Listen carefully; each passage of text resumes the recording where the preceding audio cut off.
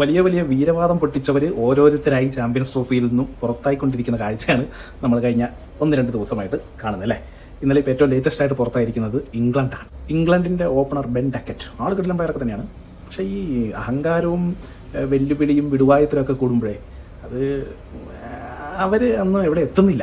അത് തന്നെ ഇന്ത്യയുമായിട്ടുള്ള 1 day series നടന്നുകൊണ്ടിരിക്കുമ്പം Ben Duckett പറഞ്ഞു, ഈ സീരീസ് ഞങ്ങൾ 3-0 തോറ്റാലും ചാമ്പ്യൻസ് ട്രോഫി ഫൈനലിൽ ഇന്ത്യനെ കിട്ടുകയാണെങ്കിൽ ഞങ്ങൾ നിലംപരിശാക്കും.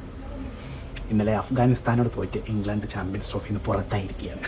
അതിനു മുമ്പ് പുറത്തായ ഒരു ടീമാണ് ബംഗ്ലാദേശ്. അവരുടെ ക്യാപ്റ്റൻ തന്നെ, അതായത് നജിമുൽ ഹുസൈൻ ഷാൻഡോ പറഞ്ഞ എന്താണെന്ന് വെച്ചാൽ, we believe we can beat any team. ഞങ്ങൾ ഏത് ടീമിനെയും നിലംപരിശാക്കുമെന്നാണ് ഞങ്ങൾ വിശ്വസിക്കുന്നത് എന്നൊക്കെ പറഞ്ഞ് തുടങ്ങിയെങ്കിലും ഇന്ത്യനോടും തോറ്റു. അതിനുശേഷം ന്യൂസിലാൻഡിനോടും തോറ്റു. ഇന്നിപ്പോൾ പാകിസ്ഥാനോട് കളിയുണ്ട്. തോറ്റ 2 ടീമുകളാകുമ്പോൾ എൻജോയ് ചെയ്ത് കളിക്കാമല്ലോ.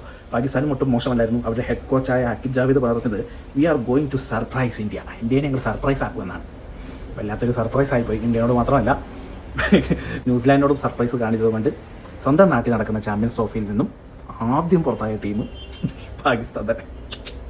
അതാണ് നമ്മൾ ഈ വാക്ക് കൊണ്ടല്ല, നമ്മൾ ഗ്രൗണ്ടിൽ ബാറ്റും കൊണ്ടും ബോളും കൊണ്ടും ആയിരിക്കണം വെല്ലുവിളിക്കേണ്ടത്. ന്യൂസിലാൻഡിനെയൊക്കെ നോക്ക്, ഒരു വീരവാദവും ഇല്ല. വരുന്നു, മാന്യമായി കളിക്കുന്നു, ജയിക്കുന്നു, പോകുന്നു.